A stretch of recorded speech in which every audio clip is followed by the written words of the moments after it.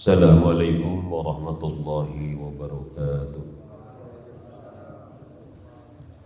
Alhamdulillahilladzi farada taubata ala jami'il mudnibin wa awjabaha ala al-'abidina muhibbin tubu ila Allahi jami'a ayyuhal mu'minun qabla an yatatawala al-amalu faqasat qulubukum wa antum fasiqun wa aw'ada Allahu ala mudnibina ala tarkiha bi'adabin muhin fal'asuna alladhina lam yatubu qabla mautihim hum minal mukhatirin wattaibuna min dhunubihim qabla mautihim hum minal muflihin asyhadu an la ilaha illallah wahdahu la syarika lah syahadatal muqinin wa asyhadu anna sayyidana wa nabiyyana Muhammadan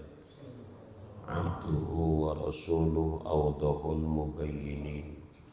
Allahumma fasalli wa sallim ala hadha nabiyyil karim sayyidina Muhammadin wa ala alihi wa ashabihi al-mahbubir rahim. Qala ta'ala laqad kana lakum fi rasulillahi uswatun hasanah liman kana yarjullaha wal yawmal akhir wa dzakarallaha katsiran. Amma ba'du fa ya ayyuhal hadirun fa inni uzinkum bi taqwallahil mannan. Al-qail fi kitabil Qur'an wa tawasaw bil haqqi wa tawasaw bis sabr. Para masyayikh, para jamaah semuanya, di kesempatan malam hari ini di tempat yang mulia, saat mustajabah kita berdoa dan mendoakan mudah-mudahan segala urusan-urusan kita terkait dengan dunia ataupun dengan akhirat, mudah-mudahan semuanya dimudahkan, dilancarkan Allah Subhanahu wa ta'ala. Lalu kemudian hadirin, terhadap menyikapi nikmat Allah yang Allah anugerahkan pada kita, maka sepantasnya kita mengajukan pertanyaan yang sifatnya autokritik. Autokritik itu adalah mengkritisi diri kita sendiri, bukan untuk menjudge atau menghakimi orang lain. Kira-kira begini Pak, terhadap nikmat Allah yang Allah anugerahkan pada kita, kita itu banyak mengeluh, sedikit bersyukur, atau banyak bersyukur, sedikit mengeluh. Kira-kira yang mana Pak? Udah jawabnya masing-masing, jangan dibocorkan ke kawan sebelahnya, jangan. Cukup kita yang tahu saja, cukup kita yang tahu saja. Maka kira-kira Bapak, kalau kita banyak berkeluh kesah, apakah akan menyelesaikan masalah? Berarti kalau kita banyak masalah jangan berkeluh kesah. Maka orang yang berkeluh kesah itu cenderung orang menolak takdir Allah atas ketentuan-ketentuan itu. Maka di malam yang mulia ini pula, mari kita tumpah ruahkan salawat kita kepada baginda kita Nabi Yuna Muhammad sallallahu alaihi wa alihi wasallam, pada keluarganya, sahabat-sahabatnya, dan terlebih kita sekarang pada momen bulan Rabiul Awal. Tanggal berapa sekarang? 15. Alhamdulillah, dari sekian jamaah hanya satu yang menjawab, tapi mewakili. Biasanya karena itu bukan bulan gaji, jadi kita nggak hafal. nggak hafal. Nah, maka Mulatul Awal ini kalau dirunut di tahun Hijriah urutannya urutan ketiga setelah bulan 1 Muharram, setelah Muharram Safar, setelah Safar Rabiul Awal, kemudian Rabiul Tsani atau Rabiul Akhir, kemudian Jumadal Ula, Jumadal Akhir, Rajabun, Sya'banun, Ramadanun, Syawalun, Dzulqa'dah, Dzulhijjah. Ini alhamdulillah semuanya pada hafal. Alhamdulillah. Bukan hanya hafal sih. Aku kok bambang hafal semua gitu. Maka kalau kita tidak mengenal Rasulullah, tidak mengenal syariatnya, tidak mengenal adabnya, maka tidak ada insan yang adabi. Apabila manusia tidak punya adab, maka manusia akan kehilangan jati diri sebagai manusia. Jadi adab itu adalah jati diri. Adab itu adalah identitas. Nah sekarang jati diri macan itu adalah buas. Itu jati diri macan. Kira-kira kalau buasnya hilang dari macan, apakah macan termasuk yang ditakuti? Tidak, karena kehilangan buasnya. Contoh, macan kehilangan identitas, macan di taman safari. Itu macan yang kehilangan identitas. Suruh loncat, loncat. Suruh jongkok, jongkok. Cuman hanya dikasih daging sekerat. Nah, jadi itu macan sudah kehilangan identitas. Ular identitasnya bisa. Kalau ular sudah kehilangan bisanya, maka ular kehilangan identitas. Islam umat Rasulullah identitasnya atau manusia identitasnya adab. Kalau manusia sudah tidak punya adab, maka manusia kehilangan diri sebagai manusia.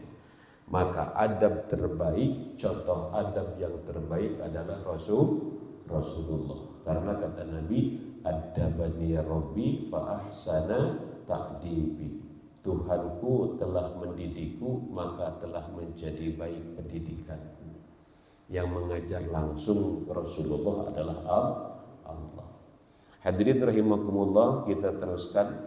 Kita di surah setelah kemarin Al-Ahzab, sekarang kita naik ke atas, yaitu surah An-Nasr. An-Nasr ini termasuk surah yang pendek di Al-Quran.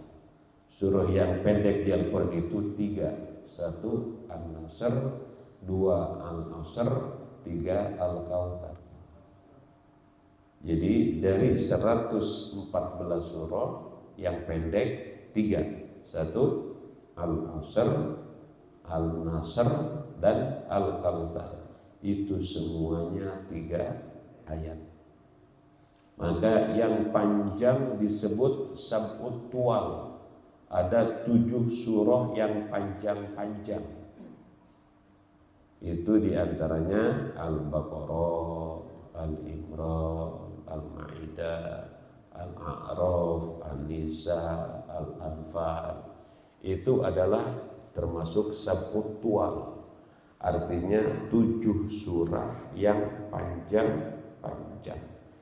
Ada lagi Al-Mi'un. Al-Mi'un itu surah yang di bawah 100 ayatnya. Ada lagi Mufassal. Kalau Mufassal itu yang biasa kita baca, Qul ya ayyuhal kafirun, Qul a'udzu birabbil falaq. Nah, itu surah apa? Yang pendek. Maka An-Nasr ini termasuk surah yang pendek. Maka para bapak semuanya, menurut Ibnu Abbas, surat ini secara suratnya surat ini turunnya terakhir secara surat. Namun ada juga setelah surat ini turun ada beberapa ayat yang turunnya terakhir tapi bagian daripada surah yang lain. Lalu kemudian Bapak Al-Azhar ini subhanallah, ini janji Allah, bukti Allah terhadap janjinya. Maka turunnya surah An-Nasr adalah hikmah dari pengkhianatan perjanjian Hudaybiyah. Nah, Hudaybiyah ini kalau di musim haji itu Hudaybiyah ini ataupun bagi orang yang umroh, baik umroh haji ataupun umroh sunnah, itu mengambil tempat mikotnya di Hudaybiyah. Hudaybiyah itu sekarang hanya tinggal tembok sama masjid. Tapi tempat favorit orang yang ngambil mikot itu Tan'im atau Masjid Siti Aisyah. Lalu Bapak semuanya, perjanjian Hudaybiyah itu terjadi tahun 6 Hijriah, di mana Nabi tidak boleh masuk kota Mekah. Maka mau cepat singkatnya, di dalam butir perjanjian itu ada gencatan senjata, tidak boleh angkat senjata selama 10 tahun. Dan ini di ACC sama Nabi. Dan suku di sekitaran Mekah itu boleh memilih, boleh bergabung kepada Nabi ataupun bergabung kepada kaum Quraisy. Di Mekah itu ada 2 suku, namanya suku Bani Khuza'ah dan Bani Bakar. Bani Khuza'ah dan Bani Bakar. Di Madinah juga ada 2 suku yang selalu berseteru. Di Mekah pun sama, ada 2 suku, Bani Khuza'ah dan Bani Bakar ini selalu berseteru, perang mulu Pak, perang mulu. Ini tawuran mulu nih 2 kampung ini. 2 kampung ini tawuran. Jadi saya kalau ingat 2 kampung tawuran, teringat ini, teringat kawan. Tapi entah benar atau tidaknya, Desa Pancawati itu kan 12 RW Pak. Luas itu Pancawati. Saya pikir luas banget Kang. Apa nggak bisa dipecahin? Enggak Kang. Dulu itu 2 desa, terus ribut mulu katanya. Dulunya akhirnya tokoh-tokoh kumpul biar nggak ribut, dibikin apa? Dibikin 1 desa. Maka Desa Pancawati lumayan luas gitu. Nah, kembali Bani Khuza'ah itu. Bani Khuza'ah. Berseteru mulu Pak, perang mulu. Sama juga di Madinah itu ada 2 suku, namanya suku Aus dan suku Khazraj. Dua suku ini berseteru terus. Hijrahnya Nabi, 2 suku ini menjadi damai, dan 2 suku Aus dan Khazraj maka disebut kaum Ansor. Disebut kaum Ansor. Lalu kemudian karena tadi sesuai dengan butiran perjanjian Hudaybiyah bahwa boleh memilih mau ikut Nabi atau ikut orang Quraisy. Lalu kemudian Bani Khuza'ah ini ikut Nabi, gabung dengan Nabi.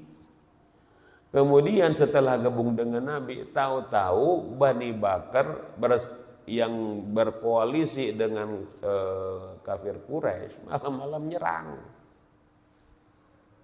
Malam-malam nyerang Bani Khuza'ah. Maka Bani Khuza'ah lapor ke Nabi. Wah, ini sudah terjadi pelanggaran. Itu baru jalan 2 tahun. Baru jalan 2 tahun. Kata Nabi, ini sudah terjadi pengkhianatan perjanjian. Maka gimana kalau kita saran? Nanti dulu, kita sudah bikin MOU. Dulu kita bikin perjanjian diketahui bersama, maka pembatalannya pun harus diketahui bersama. Kita bukan membatalkan, tapi mereka yang mengingkar janji. Nah, dari sinilah Pak, maka selama 2 tahun hikmahnya isi perjanjian itu banyak suku-suku di sekitaran Madinah dan juga Mekah bergabung dengan Nabi. Nah, setelah bergabung dengan Nabi, maka Nabi akan membuat satu ultimatum karena mereka telah melanggar perjanjian. Nabi berangkat ke Mekah. Berangkat ke Mekah. Anda sudah menyalahi janji. Dulu Anda mengintimidasi saya, mengusir saya ke Madinah. Saya sekarang datang ke Mekah bukan untuk menyerang, tapi ingin melakukan ibadah haji. Tapi kalau Anda nyerang, saya lawan. Maka kamu jual, saya beli. Kamu jual, saya beli, lain cerita. Apa karena sekarang udah banyak. Sekarang umat Islam sudah banyak. Biasa apa kalau gaya minoritas kan begitu. Gaya minoritas kalau masih sedikit mengikutin aja. Kalau sudah banyak, nah, maka Nabi dengan 10.000 umatul muslimin di kala itu di Mekah belum ada sebanyak itu. Datang ke mana? Datang ke Mekah bukan untuk nyerang Nabi, untuk melakukan ibadah. Tapi kalau mereka menghalangi Nabi, ya apa boleh buat? Karena mereka yang melanggar peraturan. Maka setelah Nabi masuk kota Mekah, subhanallah, itu orang pada takut semua. Kata Nabi setelah mereka kumpul, apa yang kamu perkirakan pada saya? Apa yang akan saya lakukan pada kalian? Jawab mereka, adalah kebaikan. Kira-kira Pak Nabi kalau mau balas dendam bisa nggak Pak? Sangat-sangat bisa Pak ya. Kalau Nabi mau balas dendam. Tapi apa kata Nabi? Saya akan memperlakukan kalian seperti halnya Nabi Yusuf memperlakukan saudaranya. Seperti halnya Nabi Yusuf melakukan terhadap saudaranya. Apa kata Nabi? La tarisa alaikumul yaum idhabu wa antumut talaqa. Kata Nabi, la tarisa alaikumul yaum. Hari ini tidak ada cercaan bagimu. Berarti Nabi membebas, maksudnya fadhabu, pergilah. Alaikum fadhabu wa antumut talaqu. Pergi. Kalian bebas. Subhanallah Pak. Ini sifat pemaafnya Nabi. Maka idza jaa nasrullah.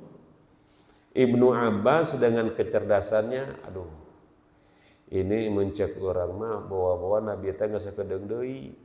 Karena janji kalau nanti Mekah dikalahkan itu artinya Nabi sudah mau the end dakwahnya. Mau finish dakwahnya. Nah, Fatu Mekah terjadi tahun 8 Hijriah, Rasulullah wafat tahun 10 Hijriah. Tahun 10 Hijriah Rasulullah wafat. Sekarang berapa Hijriah sekarang? Sekarang 1447. 1447. Sudah berapa tahun, Pak? Sudah berapa? 1437. Berarti Rasul sudah meninggalkan kita 1437 tahun yang lalu. Kira-kira enggak? Adakah Pak manusia sudah ribuan tahun cintanya gak hilang?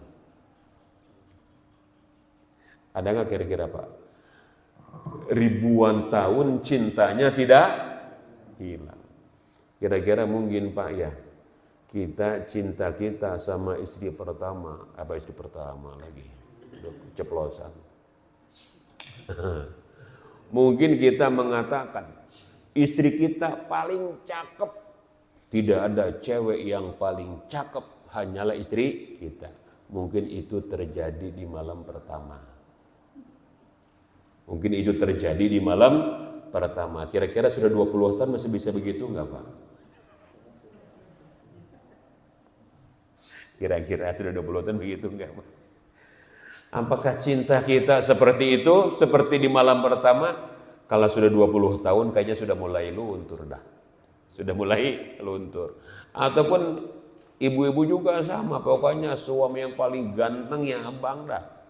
Itu biasa malam pertama 20 tahun, ya suami gua begini dah. Nah kan itu biasa aja. Tapi ini cinta sama Rasulullah itu tidak lekang, tidak lapuk dimakan usia. Tidak ada manusia dicintai sepanjang zaman hanyalah Rasulullah. Dan tidak ada manusia dari tidur sampai tidur lagi yang menjadi contoh hanyalah Rasulullah. Maka kita masuk kepada ayat idza jaa nasrullahi wal fath wa ra'aitan nasa yadkhuluna fi dinillahi afwaja fasabbih bihamdi rabbika wastaghfir innahu kana tawwaba. Al-ayat. Maka idza jaa apabila datang nasrun pertolongan, maka pertolongan ini disandingkan Allah, karena hakikat pertolongan itu datangnya dari siapa Pak? Dari Allah. Tentu pertolongan itu akan hadir setelah ada perjuangan. Dan untuk menggapai sebuah kemenangan pasti banyak rintangan-rintangan yang menghalangi. Banyak rintangan-rintangan yang menghalangi. Maka kalau kita berjuang kemudian ingin jadi pemenang, harus mampu menyingkirkan rintangan. Karena semakin tinggi, semakin berat medan perjuangan, maka semakin besar rintangan yang menghalangi. Kira-kira Pak, perjuangan Rasul dengan kita Pak, itu kalau dibandingkan bukan untuk dibandingkan, jauh kemana-mana. Bena sama wasumur. Bayangin Pak, Rasulullah dengan para sahabat diintimidasi, dicaci, dimaki, ujung-ujungnya diusir dari Mekah. Padahal notabene Mekah itu tempat kelahirannya Nabi. Orang yang ikut dengan Nabi ya daripada diintimidasi, dicaci, dimaki, dihina, pergi ninggalin Mekah. Harta yang sekian tahun mereka kumpulkan, keluarga yang sekian tahun mereka bangun, mereka tinggalkan begitu saja demi cinta sama Nabi. Kita bisa begitu enggak Pak? Ninggalin keluarga seperti itu. Jigana kita mah, namun Pak wayan atuh deh penting ieu mah tong ngaji ceuk pamajikan Pak. Kira-kira orang ngarek nurut moal. Jika na mah da wegah ongko ieu teh capek geus moal ngaji jigana. Urang mah lamun digitukeun jigana naon tah? Semangat urang mah. Jigana Pak lamun urang malam ieu pengajian tiba-tiba aya tanda tangan bakal cair, milih mana Pak urang? Urang ieu malam itu jadwal pengajian ieu jeung tanda tangan anu bakal cair, kira-kira orang milih mana Pak? Milih tanda tangan juga napanya wajar sih orang. Di zaman Nabi gitu, ayah para sahabat agar perang Uhud. Cek Nabi pesan, dalam kondisi apapun pasukan di atas bukit. Nah Pak, kalau Bapak umroh kemudian Bapak Siti tur ke Uhud, itu ada gunung yang dipanjati sekarang itu, dipanjat-panjat ke bukit kecil itu. Nah disitulah dulu pemanah. Kata Nabi, bagaimanapun kondisinya, jumlah pemanah yang 50 orang jangan turun. Jangan turun. Ketika Abu Sufyan dipukul mundur, cek Abu Sufyan, Khalid mundur, kita kalah. Nah setelah Abu Sufyan duluan lari meninggalkan Uhud, pasukan pemanah di atas bukit ngelihat di bawah. Di bawah ada Rubicon, di bawah ada Zenith, di bawah ada Alphard. Wah, ini ditinggal pemiliknya, gonimah nih. Cuma-cuma, dapat dengan cuma. Wah ini gonimah katanya nih.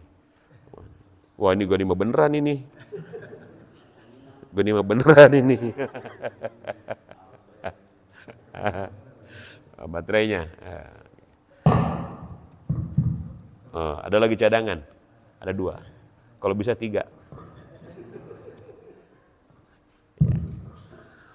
Pas ini atas bukit ya kira-kira kalau kita sekarang gitulah Pak. Kalau dulu kan ada kuda, ya kuda hebat-hebat, ada harta. Kalau sekarang mungkin di bawahnya ada Rubicon, ada Toyota Zenith, ada apa lagi? Alphard. Tergiyu turun Pak. Tuh. Sehingga kata Khalid bin Walid ada celah nih. Ada celah. Celah apa? Untuk mukul mundur. Maka Khalid muterin bukit, bukit yang kecil itu balik ke arah nyerang. Dan dia teriak. Dan teriakin Abu Sufyan harus balik lagi. Bayangin coba. Umat muslim di belakang Khalid bin Walid, di depan Abu Sufyan. Kejepit enggak? Kejepit. Mau lari ke depan ada Abu Sufyan, balik ke belakang ada Khalid bin Walid. Chaos ini. Nah, kalau begini gimana? Nah ini Pak, sumber penyakitnya tengah warok sih kan Nabi. Tengah warok kenapa entah? Karena cek Nabi tong turun malah turun. Tergiur apa? Ternyata memang tiba heulana ayah. Tiba heulana ayah. Ayah teu nu salakisieun ku pamajikan. Ayah teu di ditu di dieu mah sarua. Sekelas Firaun aja takut sama istrinya. Sekelas Firaun, Pak. Firaun aja sama istrinya takut, Pak. Itu Firaun. Nah, kita Firaun juga bukan. Ya wajar kalau takut sama istri. Pokoknya istri itu kalau namanya istri, ibu-ibu, wanita itu makhluk terkuat di planet bumi. Jadi jangan dilawan Pak ibu-ibu. Biarin aja. Biarin. Nah, kembali. Nah, idza jaa apabila datang nasrun pertolongan. Dari siapa? Allah. Hakikat pertolongan itu adalah dari Allah. Wal fath kemenangan. Fatayaftahu terbuka artinya kemenangan.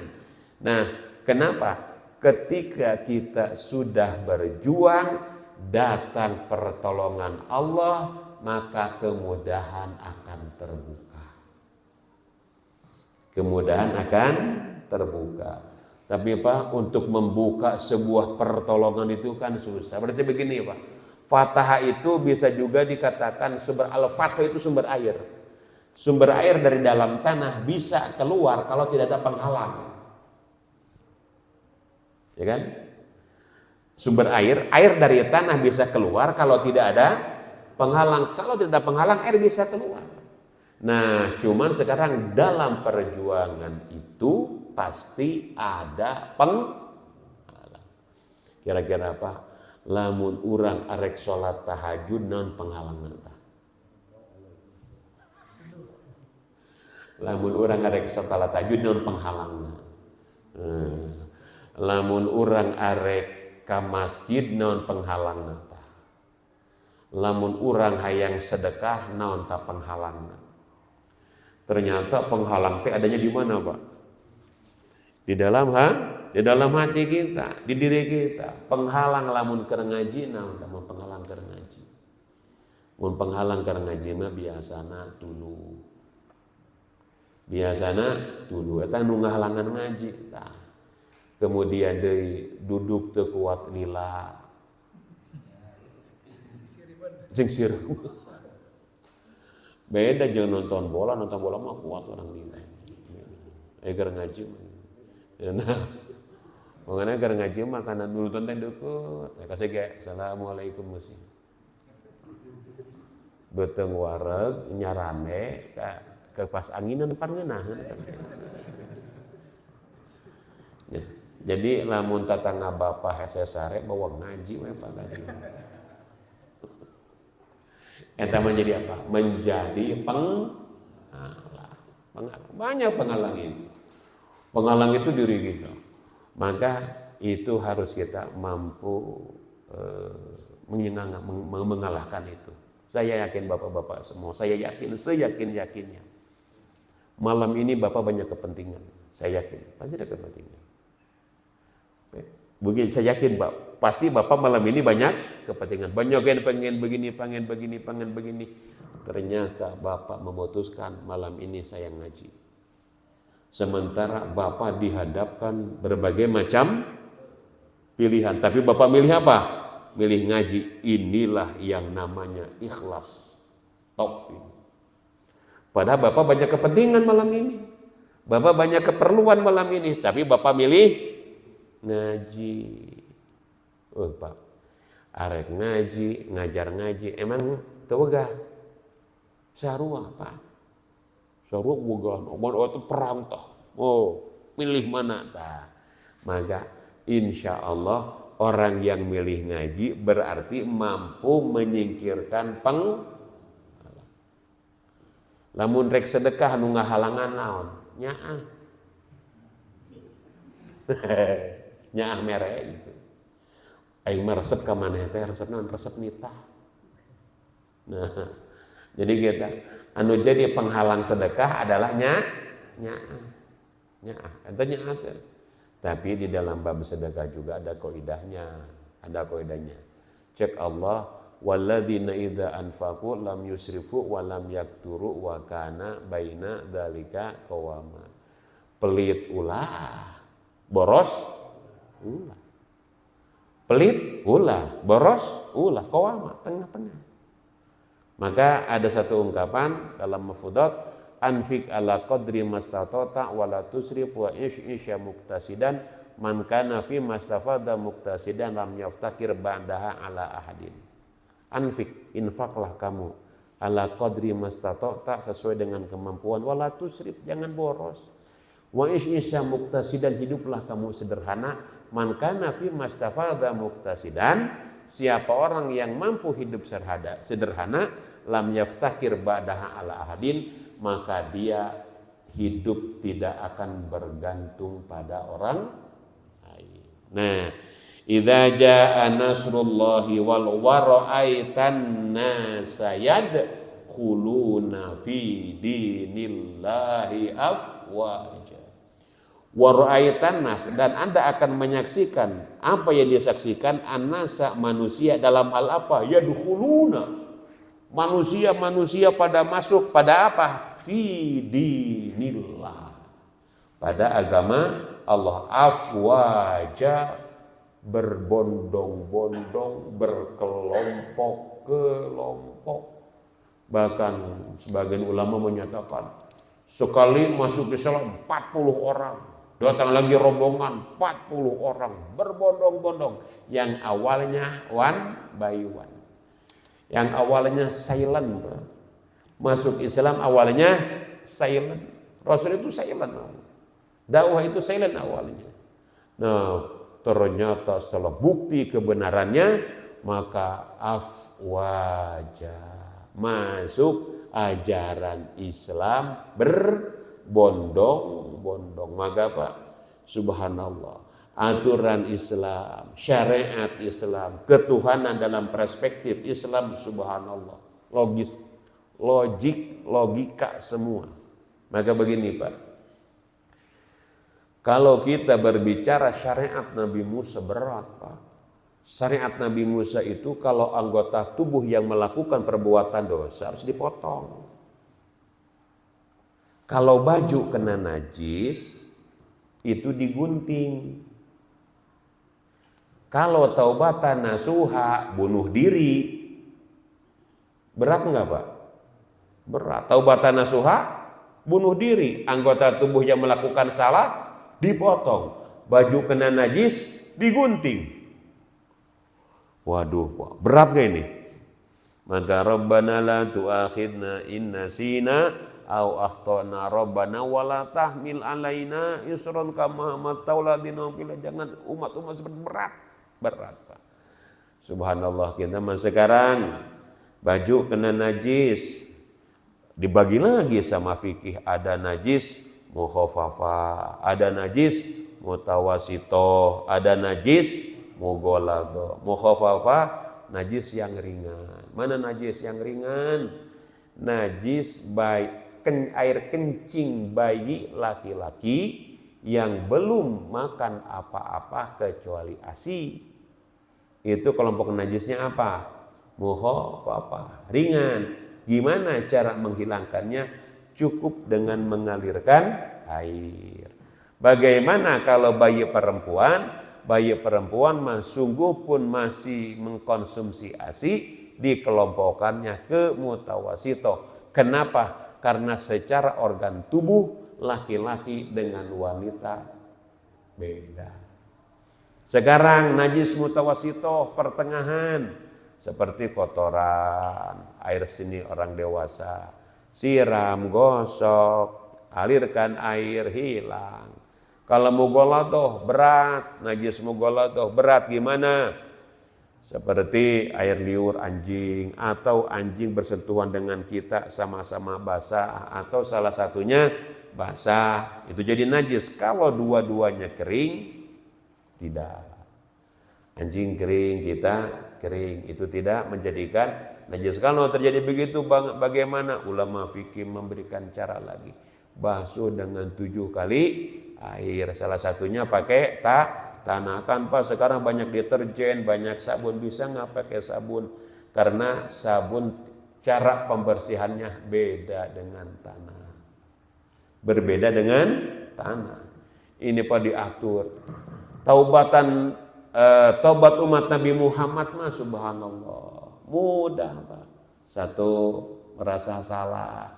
Kedua, menyesal. Setelah menyesal tidak mengulangi hal yang sama di kemudian hari. Yang berkaitan dengan manusia minta maaf. Yang kemudian disusul dengan diringi amal soleh. Selesai. Tapi kalau umat Nabi Musa nggak bisa begitu Pak. Harus apa?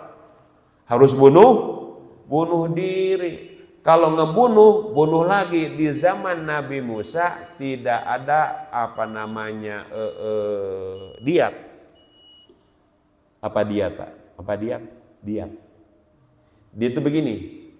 Kalau orang kayak di Mekah lah, tebusan. Dia itu tebusan. Kalau ngebunuh, ya kalau pihak korbannya damai, bayar tebusan, jadi nggak kena sanksi.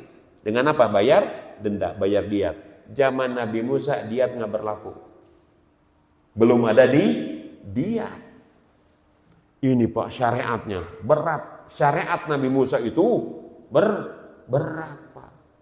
Kemudian kalau sholat, orang Yahudi sholat tidak boleh di luar sinagog. Harus di situ. Umat Kristen pun sama, tidak boleh sholat di luar gereja. Sekarang masih begitu nggak Pak ya? Ajaran Kristen kan masih begitu. Jadi dia tidak boleh jamaat ini masuk di jamaat gereja yang itu tidak boleh. Kalau umat Islam kita Pak jalan-jalan ke Bandung, boleh nggak sholat di masjid Bandung? Oh, ini umat Islam. Umat Islam, bumi Allah silahkan dipakai sujud kecuali kamar mandi. Kecuali kamar mandi kita nggak boleh sholat di kamar mandi, nggak boleh. Kenapa nggak boleh? Karena kamar mandi tempat membuang kotoran. Nah ini afwaja fasabbih tanggung, fasabbih bihamdi rabbika wastaghfir. Makanya tasbihlah Pak. Kita begini, bukrota wa asila. Tasbihlah kamu, sucikan Allah, bebaskan Allah dari sifat-sifat yang tidak pantas bagi Allah, dari kemusyrikan. Maka apa? Tasbih kita itu mensucikan Allah, membebaskan dari sifat-sifat buruk bagi Allah. Bahkan kita tasbih pagi hari, sore hari. Pagi hari diawali dengan apa? Bangun tidur kita bertasbih kepada Allah. Gimana tasbih kepada Allah bangun tidur?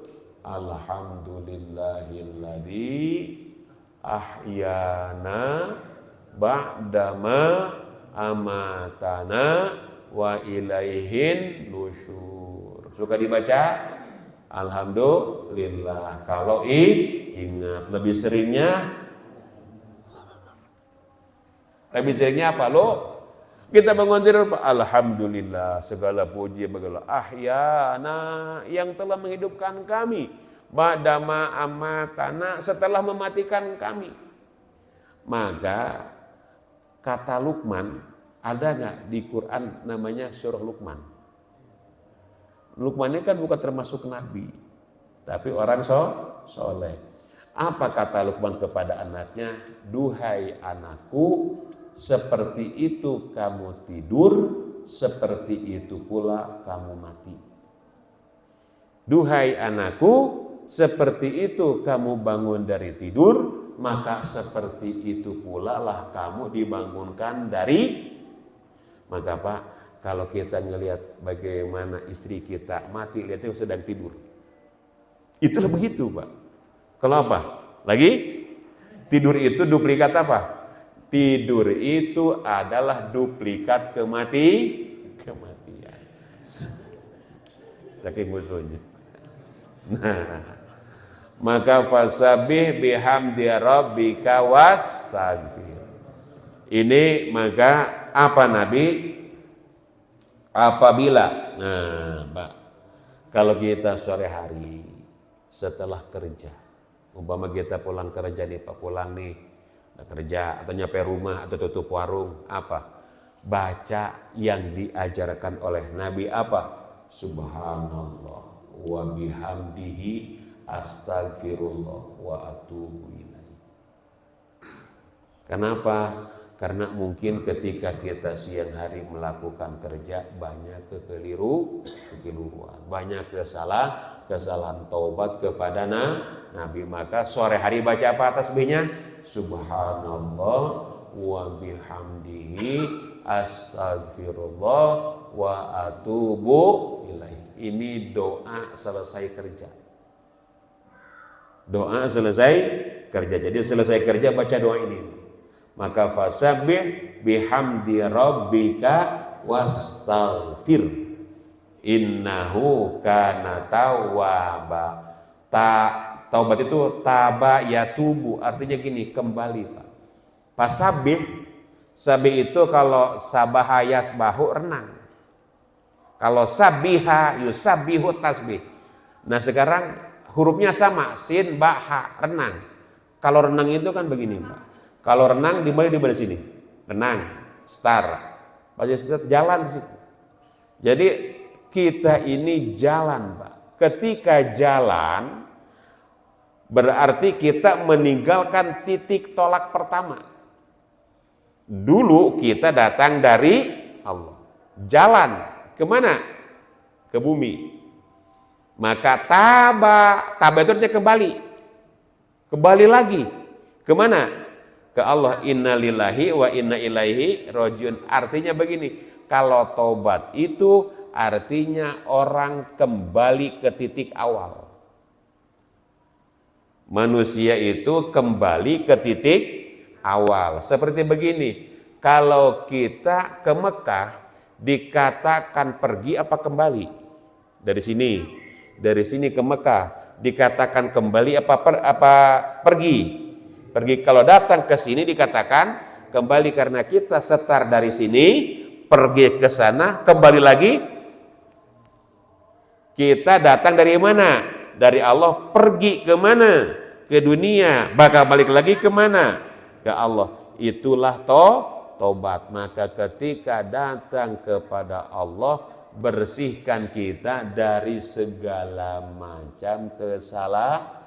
Maka tadi waman lam yatub, maka barang siapa yang tobat sebelum meninggal, dia tobat sebelum meninggal, faulaika humul muflihun, orang yang untung. Waman lam yatub, tapi ketika dia tidak tobat sebelum mati, faulaika humul khosirun, dia rugi. Maka mau pilih untung apa pilih rugi? Kalau pilih untung berarti apa? Sebelum Mati apa? Tobat, ya Allah, gimana ya? Kita ini banyak salah, banyak keliru. Apa yang harus kita lakukan?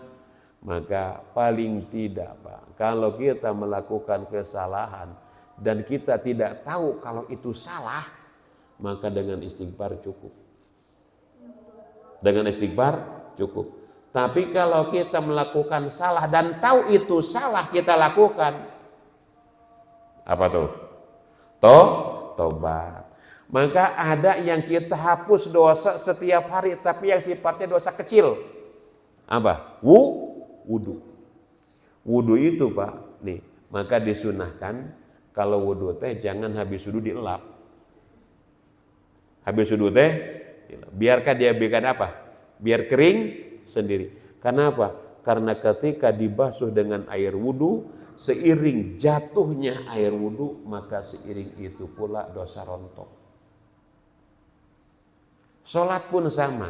Maka gini, ketika kita sholat, Pak, bayangkan ini dahan kering yang ada daunnya. Nah, apa namanya dahan kering yang ada daunnya? Kita ambil, dibeginikan, daunnya rontok nggak? Ada daun kering, padahal kering. Dibeginikan, daunnya rontok nggak? Rontok. Maka pun begitu pula sholat. Gerakan dari gerakan, pindah dari rukun ke rukun, itu seperti kita menggoyangkan dan kering. Bah begini, contoh, taruh di sini. Yang biasa bawa barang di kepala orang siapa? Orang mana tuh, Pak? Orang mana bisa begini itu? Kita nggak bisa ya? Asu jatuh. Maka kalau ada barang di sini, nih bisa begini, dipakai ruku jatuh nggak? Dipegang ruku jatuh nggak, Pak, ini? Ruku, ya? Maka ketika kita ruku, ketika kita sujud, menjatuhkan apa? Menjatuhkan dosa. Berarti sholat itu bagian daripada subhanallah, Pak. Tapi kenapa ya kita teh dosa tiap hari, tapi tobatnya? Oleh karenanya Bapak-Bapak semuanya, kesimpulannya adalah, maka inna lillahi wa inna ilaihi rajiun. Dari Allah kita bermula dan kepada Allah kita akan berakhir. Cuma di tengah perjalanan itu banyak ujian-ujian, pada dasarnya itu adalah kebaikan bagi kita.